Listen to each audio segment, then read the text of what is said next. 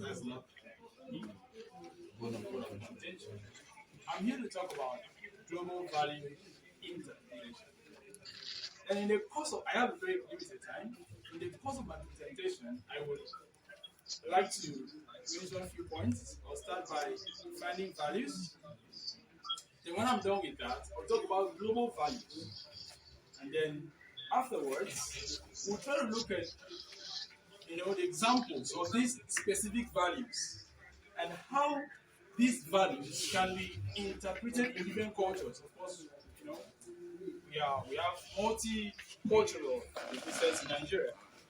And then I will conclude by trying to see how we can use these values as a tool to build resilient men in the system, in our generation.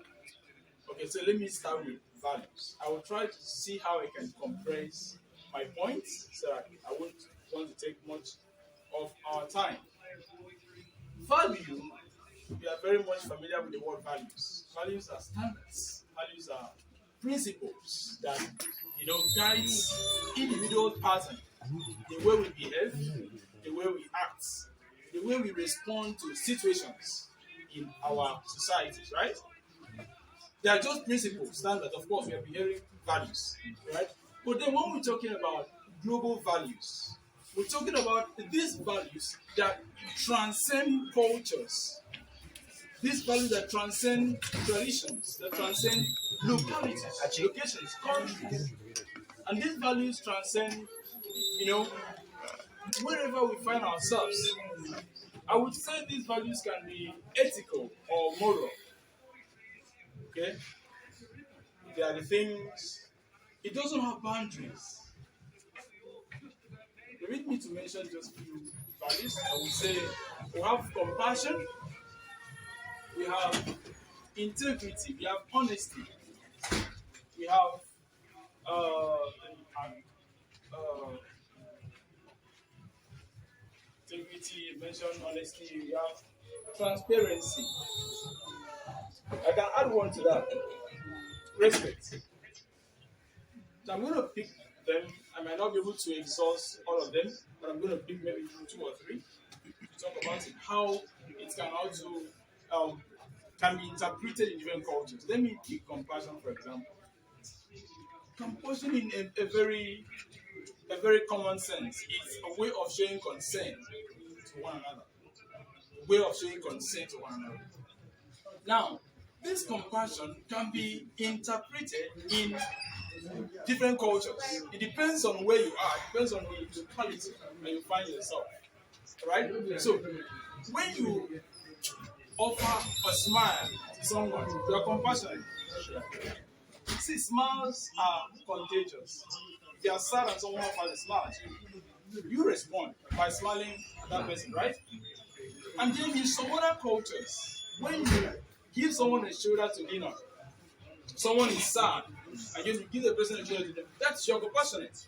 And also, if someone is in need and you give a helping hand, like a support, you're also compassionate, right? So all these interpretations can be done in different cultures, but it has one underlying concept: the act of showing concern to one another.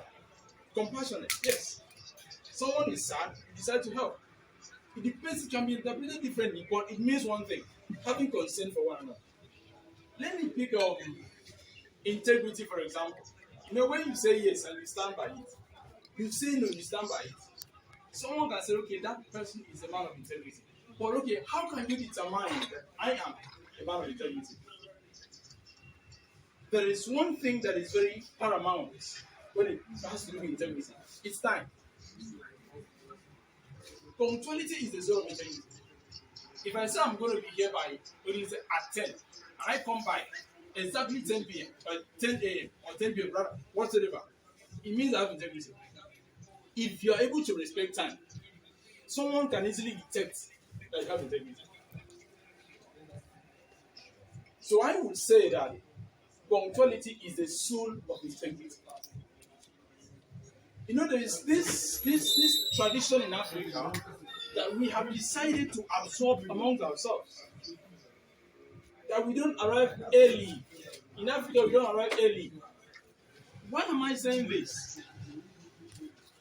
If you understand the way we relate to people, sometimes we say African time.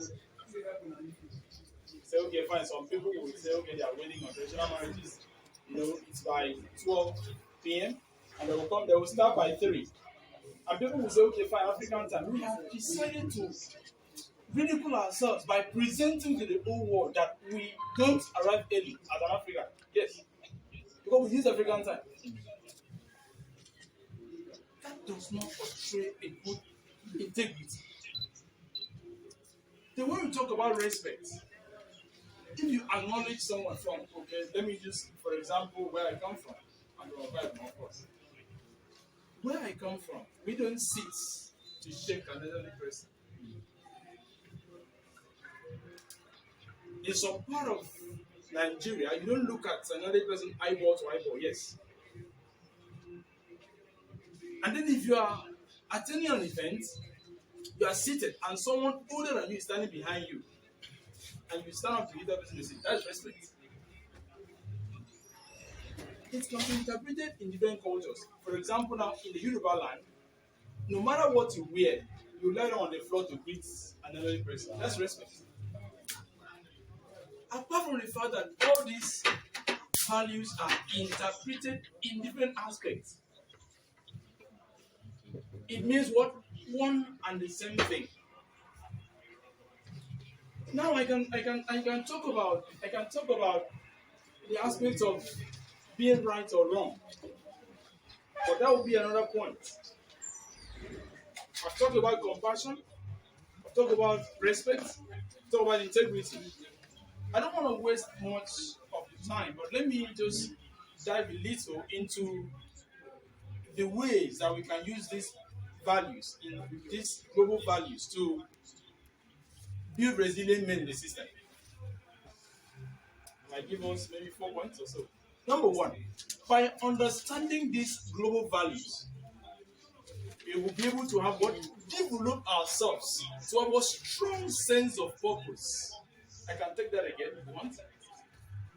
By understanding these values, you will be able to have what? Strong sense of purpose as individuals, yes. Secondly, I would say that these values help us to have what? To make ethical, moral decision, no matter the situation. Even though someone is pointing a gun at you, you can make a decision and stand by it. The second point, it will help us to do what? To make ethical and moral decisions, no matter the situation. The third point is that when you understand this value, you'll be able to understand the way other people in other cultural backgrounds reasons or think. For example, now, I'm a Christian.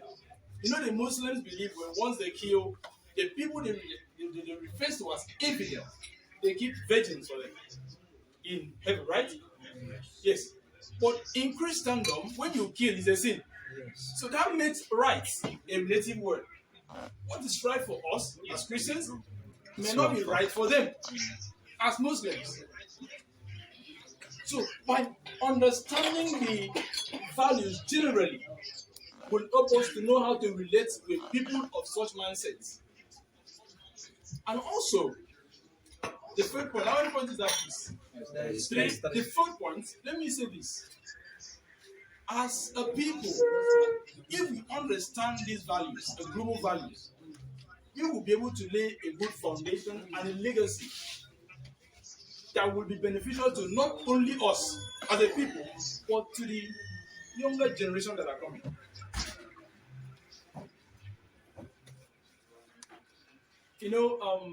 They just concluded our International United Nations Conference on Climate Change 2023. Prince Charles said something, and I loved it so very much. He said, we don't own the world.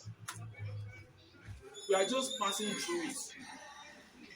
So which means, no matter your position, no matter who you are, that position you are occupying is not a right, it's a privilege.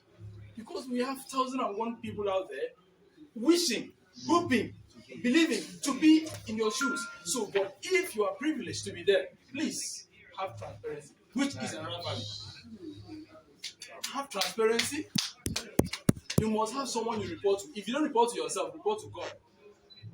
Do your best to make sure that you lay a good foundation for not yourselves, for your children, for the generation unborn. Then, if we are able to abide by all these values, I think we'll have a better society, better Nigeria, better Africa. Thank you very much. Wow.